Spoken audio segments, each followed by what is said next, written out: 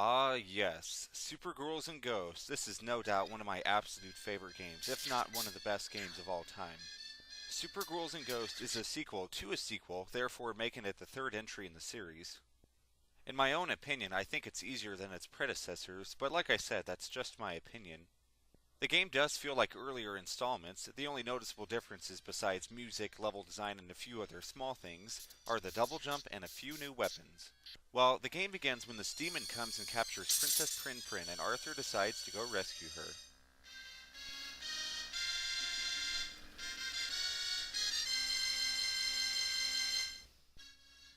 Alright, well the story can be cliche, but don't let that stop you, it's truly an amazing game.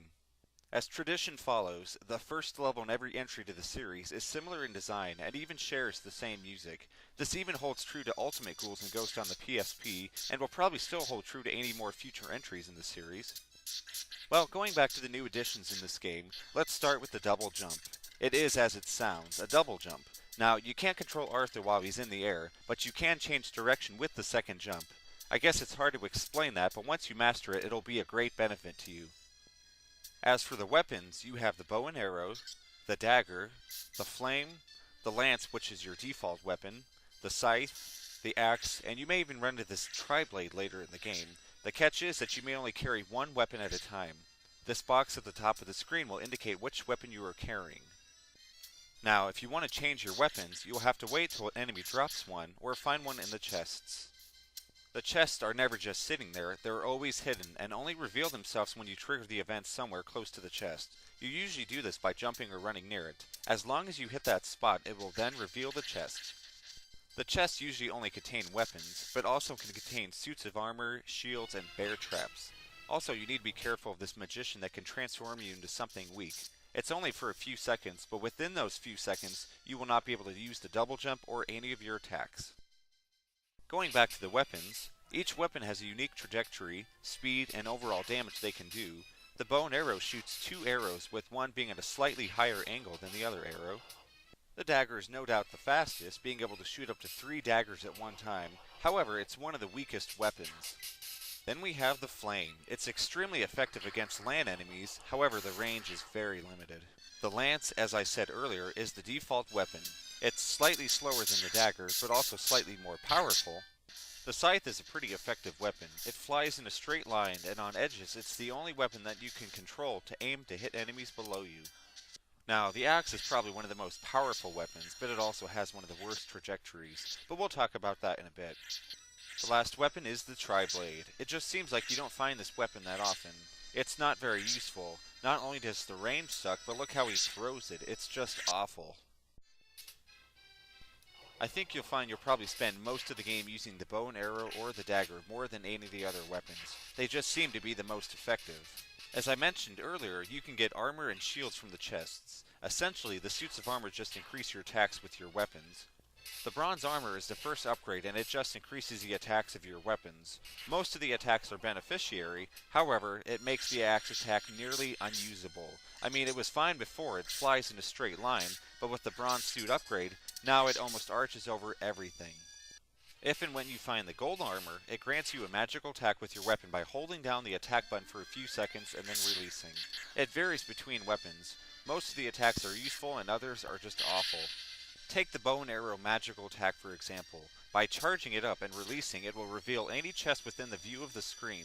The irony is that by the time you've searched all the chests to get the gold armor that allows you to use that attack, you won't need the contents of the chest anymore. The only real good that can come from that attack is after you use it, you get a few seconds of invulnerability, so you can use that to dodge enemies or whatnot. Well, the only bad thing about the armor is that if you take one hit, you'll lose it all.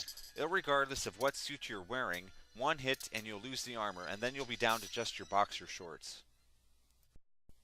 The last thing I'm going to talk about from the chests is the shields. Well, when you get the gold armor, you also get the sun shield, which can block a projectile before it breaks. But you may also find the moon shield, which can block up to 3 projectiles, and it also helps charge your magical attacks quicker. Well, now that I've talked about all the weapons and equipment, we can now talk about the levels. The level designs are just simply amazing. You start off in the graveyard, but we'll go through a ghost shipyard, through a lava level, through a demon's stomach, through a snowy forest up to 2 castles before even getting to the final palace. And that is only describing half the levels, because each level consists of 2 parts, and a boss waiting at the end of each one of them. After you defeat the boss, you get a key, replenish your armor had you lost it, and move on towards the next level. So along your quest, you'll run into some easy and some not so easy enemies. This right here is infamous as being one of the most annoying and hardest enemies in all video game history. His name is the Red Reamer Ace, aka the Firebrand. Anyone who's played any of the Ghouls and Ghosts series can tell you just how hard they are. When you try to attack them, they move and can anticipate your attacks by moving in another direction. You really do have to try and trick them just to get one attack on them. Then sometimes even that doesn't work. This guy is such a badass, he actually has his own series of video games. Maybe one day we'll take a look at some of these games. So when you've made it to the castle at the end, guess what? You're going to love this. You have to fight 3 of the Firebrands, and you have to fight off Asutaroto, which kind of resembles Krang from Teenage Mutant Ninja Turtles. Oh, and you have to do this under 5 minutes. The next level is another castle level and can be a wee bit harder. You still have to deal with the Firebrands, but this time when you reach the top, you have to fight Asutaroto again. And when you defeat him, guess what? Another one comes out. Well, this one's actually called Nibiroth. The only difference between him and the Asutaroto is that his flame is longer and his beam is considerably larger. Once again, you'll have to do all that in under 5 minutes. You'll defeat Nibiroth and you'll get this ominous message from Princess Prinprin saying that your weapons will not be strong enough to defeat Sardius, and that you'll need to retrieve the Goddess Bracelet in order to defeat him. Oh, and you gotta love the Star Wars tribute here. You're my only hope. Turns out you have to return all the way back to the first level in order to find it.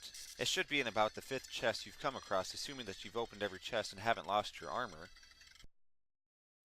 So the range on the Goddess Bracelet is just awful, but it is the most powerful weapon.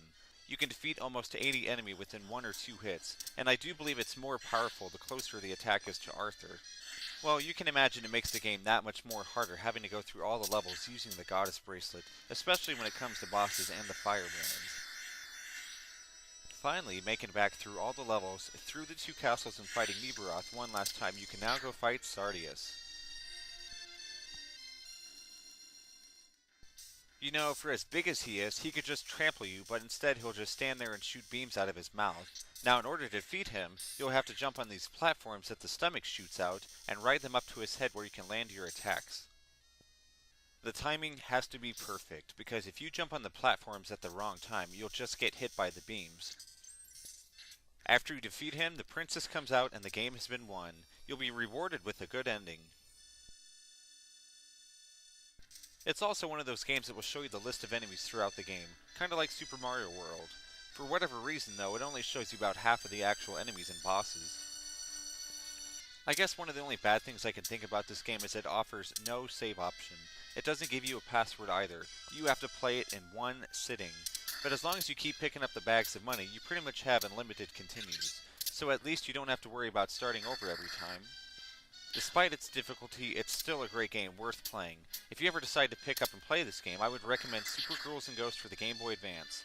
Not only does it have a save option, but you can also play in arranged mode, which has new levels to play. I can't praise this game enough. I've played through this game hundreds of times, and it's still fun to play each time I play it. The music is one of the reasons why I love this game.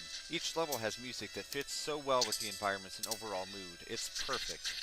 So check it out. I really think you would enjoy this game.